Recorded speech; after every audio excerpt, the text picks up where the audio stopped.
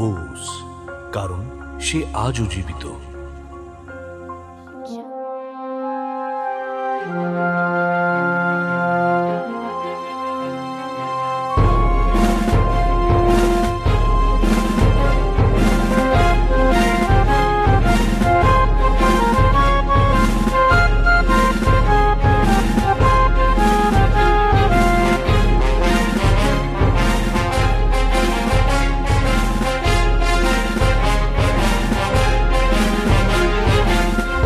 Give me blood, I will give you freedom.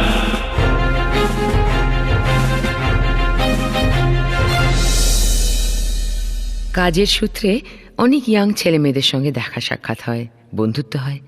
কি confident না ওরা, পরিষ্কার জানে কি করছে, কেন করছে, তাই তো আমার তরতর করে এগিয়ে যেতে পারে। ভাবছেন সুভাষের গল্প বলতে গিয়ে খামোখা এত অন্য কথা বলছি কেন, তাই তো? সুভাষচন্দ্র ইংল্যান্ডের কনকনে ওয়েদারে বসে যখন একা একাই জীবনের একটা বড় সিদ্ধান্ত নিচ্ছিল, তখনও তার বয়স ছিল ঠিক ওই রকমই, 20 ঘরে। আমরা ভাবি বয়স কম মানে শুধু রক্ত গরম, কিন্তু ওই বয়সেও যে অসম্ভব ঠান্ডা মাথায় নিজের ভালোটা বুঝে নেওয়া যায়, সেটা আমরা একটু বয়স হলে অনেকে মানতে চাই না। সুভাষ যেভাবে একটা লোভনীয় ক্যারিয়ার জলাঞ্জলি দিয়ে দেশের কাজ করতে এগিয়ে এলো, সেই স্পিরিটটাও কি আমরা ঠিক বুঝতে পারি? জানি না। তবে সেটা বুঝতে গেলে হয়তো আমাদের মনটাকে অন্য তারে বাঁধতে হবে, যে তারে বাঁধা পড়েছিল সুভাষ আর দেশবন্ধু চিত্তরঞ্জনের মন। সে যুগলবন্দির গল্প পরে শোনাচ্ছি, কিন্তু সুভাষ ভারতে ফিরে আসার আগেই এদেশে কত তোলপাড় যে হয়ে গেছে, সে খবরটা তো রাখতে হবে আমাদের, নাকি? 1915 সালে ভারতীয় রাজনীতি এক ধাক্কায় পাল্টে গেল। আমরা পেলাম মোহনদাস করমচাঁদ গান্ধীকে, আর সেই সঙ্গেই এদেশের মানুষ দেখল এক নতুন ধরনের কমব্যাট টেকনিক, সত্যাগ্রহ। আমার বিরুদ্ধে অন্যায় হলে আমি চুপ করে থাকব না, কিন্তু প্রতিপক্ষকে আমি মারবও না, শুধু নিজের যুক্তিতে অটল থাকব। গান্ধীজি তার এই অস্ত্র খুব সফলভাবে ব্যবহার করেছিলেন সাউথ আফ্রিকায়। তিনি সেই একই অস্ত্র এদেশেও এসে কাজে লাগালেন। প্রথমে দিকে কংগ্রেসের নেতারা মেনে নেননি গান্ধীজির এই পথ। আলাদা সুরে কথা বলেছিলেন বাল গঙ্গাধর তিলক, বিপিন চন্দ্র পাল, অ্যানি বাসন্ত, মোহাম্মদ আলী জিন্না প্রমুখ। কিন্তু বিহারের চম্পারণ এবং গুজরাটের খেরায় গান্ধীর এই সত্যাগ্রহ ব্যাপক সাড়া ফেলে। তারপর राजेंद्र जी, अब तो हम और चुप नहीं बैठ सकते, कुछ तो करना ही पड़ेगा। जवाहर, कुछ से काम नहीं चलेगा, हमें बहुत सोच समझ कर अगला कदम लेना होगा। हाँ, वो तो ठीक कह रहे हैं आप, मगर मुझे अभी भी समझ नहीं आ रहा है कि ये ब्रिटिश ऐसा कर कैसे सकते हैं। This Rowlatt Act is absolutely mindless, cruel. How can they do this to us? क्यों नहीं कर सकते हैं, बोलो जवाहर, जरा अच्छी तरह से सोच कर बताओगे। ये ब्रिटिश लोगों का क्या रिश्ता है हमसे? तुम्हें क्या लगता है ये सब हमें अपने बराबर के मानते हैं? मैं मानता हूं आपकी हर एक बात, लेकिन ये कैसा न्याय है कि हम भारतीयों को बिना ट्रायल के ही अरेस्ट कर लिया जाए? अरे खाली शक होने से क्या कोई अपराधी हो जाता है? One has to prove the allegation, isn't it? You are absolutely right, Jawahar, लेकिन इन लोगों से तो किसी तरह की लॉजिक की आशा करना, ये लोग जो मन चाहे वो करते हैं। अब तो एक जबरदस्त फैसला करके ही रहेंगे। राजेंद्र जी, उसी का तो इंतजार है, मगर करें तो क्या करें? जवाहर, इस समय में खड़े होकर यह भी कोई सोचने वाली बात है? अरे सरदार पटेल, आइए आइए, हम सोच रहे थे कि जवाहर, मुझे पता है आप किस बारे में बात कर रहे हैं, और इसीलिए तो मैं कह रहा हूं कि ये कोई सोचने वाली बात है ही नहीं। पटेल, तुम जरा साफ साफ कहो, क्या बोलना चाहते हो? गांधी जी ने राउलेट एक्ट के खिलाफ हम सभी को सत्याग्रह का अनुरोध किया है। जवाहर, तुम पूछ रहे थे ना कि जबरदस्त फैसला करे तो कैसे करें? ये लो, पटेल से ही सुन लो, गांधी जी ने यही रास्ता अपनाया था चंपारण में। और खेरा में मैं खुद उनके साथ था जवाहर, तुम सोच ही नहीं पाओगे ये सत्याग्रह का रास्ता कितना इफेक्टिव है। चंपारण और खेरा में तो हर दिन हर पल ब्रिटिश किसानों से उनकी रोजी रोटी छीनते रहते थे। कोई कुछ भी करने की सोच भी नहीं सकता था।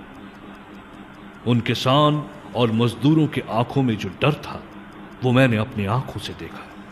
लेकिन गांधी जी के वहां पहुंचते ही मानो उन्हीं लोगों की आंखों में जान आ गई। ठीक वैसा ही हुआ था चंपारण में भी। जो लोग 2 दिन पहले ब्रिटिश लाठी और बंदूक से डरकर थरथराते थे, वही लोग गांधी जी के बुलावे पर घर बार सब छोड़ छाड़ कर आंदोलन में शामिल हो गए, और बिना ब्रिटिश लाठी के परवाह करते हुए। बिल्कुल, और इसीलिए तो कहता हूं कि इस इंसान में कुछ तो है जो हम सबको उनकी तरफ और उनके विचारों की तरफ खींचते ले जाती है। মহাত্মা গান্ধীর ডাকে সারা দেশ জুড়ে রওলট সত্যাগ্রহ অনুষ্ঠিত হলো। হাজার হাজার মানুষ এতে নির্ভয়ে যোগ দিলেন। কংগ্রেসের শীর্ষস্থানীয় নেতারাও তাদের আগের মানসিকতা বদলে গান্ধীজির পাশে এসে দাঁড়ালেন। শুরু হলো আরো বড় অহিংস সত্যাগ্রহের পরিকল্পনা। কিন্তু তার মধ্যেই তো ঘটে গেল সেই নৃশংস জালিয়ানওয়ালা বাগ হত্যাকাণ্ড। সুভাষ তখন ভারতে, কিন্তু তার কিছুদিনের মধ্যেই সে বিদেশ পাড়ি দেয়। এর পরের গল্প আমরা আগে কিছু পর্বে শুনেছি, কিন্তু শুনিনি সেই মানুষটার কথা যে প্রায় একা হাতেই স্বাধীনতা আন্দোলনের ভার নিজের কাঁধে তুলে নিয়েছিলেন। 1920-তে কলকাতায় অনুষ্ঠিত কংগ্রেসের মহাসম্মেলনে গান্ধীজি উঠে বললেন, हमें ख्याल रखना होगा कि हम जल्दबाजी में आकर या क्रोधित होकर कोई भूल ना कर बैठे। हम सब जिस मुकाम पर खड़े हैं वहां हमें हर कदम खूब सोच समझ कर लेना होगा, नहीं तो कहीं भी और कभी भी फिसल सकते हैं हम। मैंने दक्षिण अफ्रीका में चंपारण और खेरा में भी देखा है कि अगर कोई भी आंदोलन का आधार अहिंसा में हो तो वो आंदोलन स्वयं ही सफल हो जाता है। ये ब्रिटिश सोचते रहते हैं कि उनके आने से हमारे देश में प्रोग्रेस के अलावा और कुछ हुआ ही नहीं है। There has been no bad, only good. अब और क्या बोलूं? हाँ, क्या आपको नहीं लगता कि ये सब एक बड़ा सा मजाक है? हाँ, एक मजाक के अलावा ये कुछ भी नहीं। मैं मानता हूं कि ब्रिटिश लोगों ने हमारे भलाई के लिए कुछ अच्छे कदम भी उठाए हैं, इसमें कोई दो राह नहीं, लेकिन कैसे भूलूं कि उन्हीं लोगों ने मेरे देशवासियों के ऊपर एक के बाद एक अत्याचार भी किए। क्या ये कोई कभी भी भुला सकता है? हम चुप बैठे रहें तो कुछ ठीक नहीं होगा। उसके लिए हमें खुद ही उठकर परिस्थिति को बदलना पड़ेगा। मेरे सामने कांग्रेस के जाने माने नेता उपस्थित हैं। मैं उनसे और कांग्रेस के दूसरे सदस्यों से भी विनती करूंगा कि आप मेरा साथ दीजिए। आइए हम इस सरकार के विरुद्ध एक असहयोग आंदोलन शुरू करें। हम अंग्रेजों से पाए हुए हर पुरस्कार को लौटा दें। हम उनके चलाए स्कूल कॉलेज सब बॉयकॉट करें, बल्कि हम अपने हाथों से अपने लिए विद्यालय और विश्वविद्यालय सभी कुछ बनाएं। आइए आज से हम ये ठान लें कि हम इस सरकार को एक फूटी कौड़ी भी लगान नहीं देंगे। उनके बनाए हुए कपड़ों को बीच सड़क में आग लगा देंगे। यही होगा हमारा संग्राम। हम सब अगर मिलकर इस संग्राम में भाग लें तो मुझे पूरा विश्वास है कि हम कामयाब होंगे। लेकिन हमें हर समय एक बात अच्छी तरह से समझ लेना होगा कि इस संग्राम में हिंसा की कोई भी जगह नहीं है।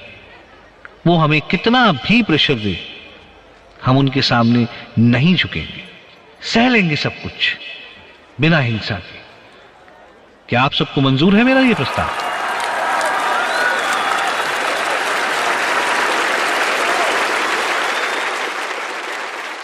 শুরুর দিকে অনেকেই গান্ধীজির এমন চিন্তাধারা ঠিক বুঝতে পারেননি। তাদের মনে হাজারো প্রশ্ন এসে ভিড় করেছিল। কংগ্রেসের বড় বড় নেতারাও যাকে বলে একটু অ্যাপ্রিহেনসিভ ছিলেন। গান্ধীজির এমন প্রস্তাবে তাদের ঘোর সন্দেহ ছিল যে এইভাবে অসম্ভব শক্তিশালী ব্রিটিশদের কাছে কোনো মেসেজ পাঠানো যাবে কি।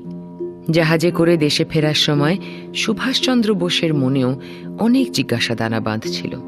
অপেক্ষা ছিল শুধু সেগুলো প্রকাশ করার।